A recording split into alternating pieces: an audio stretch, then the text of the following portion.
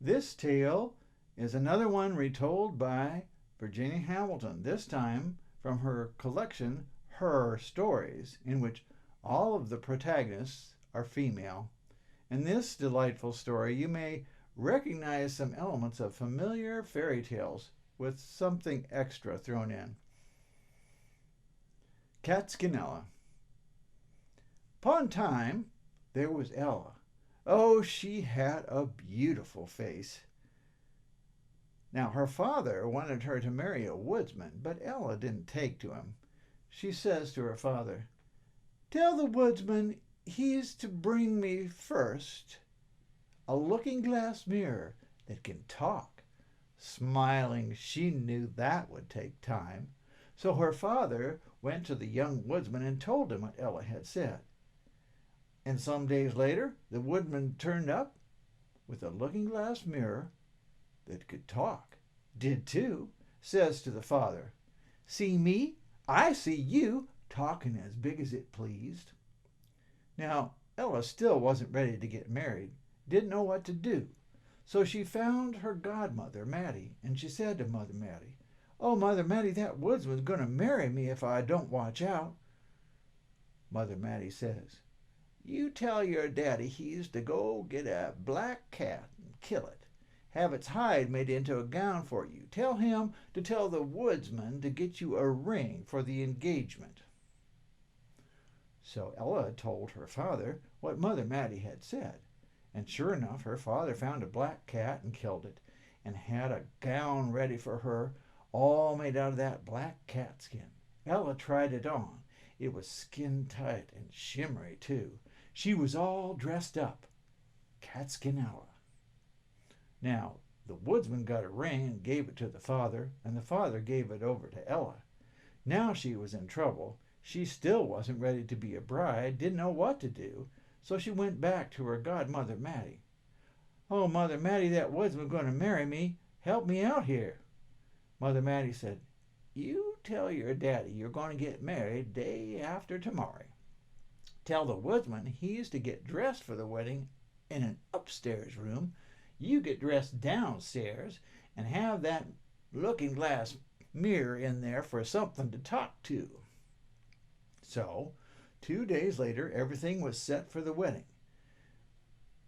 Ella told the woodsman to dress upstairs along with her daddy, and she went into a downstairs room and then locked it up tight as can be. Then she climbed out the open window. About an hour later, her daddy calls down, "Are you ready yet?"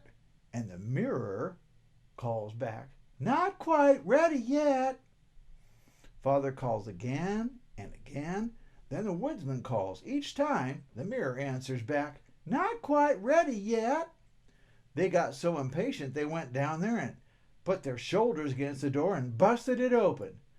When he got in the room, the father saw that mirror standing there. He knew what happened. He smashed it into pieces. But Ella had run away as fast as she could. When she saw the king's castle, she thought she'd go there for safety. She still had her beautiful face.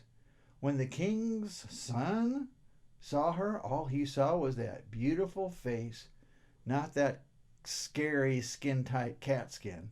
He fell way deep in love, too. Everyone else, king, queen, they just stared at that catskin gown. Now the son found Ella work minding the chickens and a place to stay in a cabin up in the woods. But each day, when she came back to her cabin, the prince snuck down to take a look at her. He was so lovesick, and while she was standing there, she shook her gown once, twice. All these changes happened, all these pretty dresses, oh, so many colors.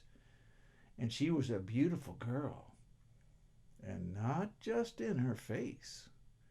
Now the prince was so lovesick he took to his bed.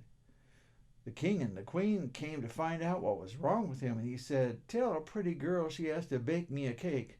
Then I'll feel better, I bet." So the king had all the girls in the kingdom bake a cake, and whosever cake the prince chose, she would be his bride. They all baked cakes, too, and the next day the queen had all the cakes lined up on a table and led the prince down, but none of those girls' cakes suited him. "Tell that pretty Ella to bake me a cake," he said. "You mean that girl with the catskin?" said the queen. "She has the most beautiful face I ever saw, and I'm way deep in love with her," said the prince. "I know that would make me feel better."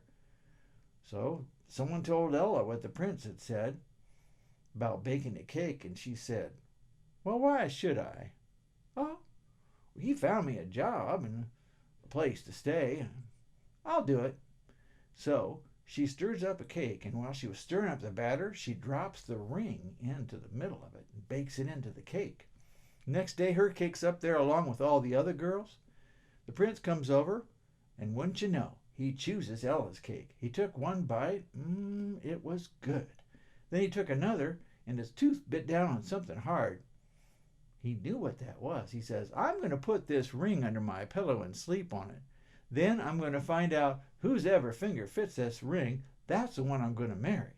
So once again, the king had all the girls of the kingdom lined up, and they all tried that ring on, but none of them could make it fit on her finger. Couldn't make it budge, not one of them. "Tell Ella to come here and try it," said the prince. "Why do you want her for?" said the queen, but he wouldn't listen. He just kept asking for Ella, and so someone brought her up. She picks up the ring, slips right on her finger. "Well, that was easy," she said. "It belongs to me." Now, while she was standing there, she shook that catskin gown once, twice. Suddenly she was standing there in a dress made out of bright, shimmery diamonds. It was so brilliant it glittered and glimmered. Everybody had to cover their eyes. Did too. Then she shook again, and she was dressed in a gown of all gold and silver, and when they opened their eyes, they saw that she was really a princess, right down to her pretty silk slippers. "Now she is exactly the one, and I knew she was," said the prince. Then he turns to her. "Ella, will you marry me?" "Of course I will," she said. So those two got married, and they lived happily a long time. But that mirror never talked out of turn again. It was just too broken up over everything.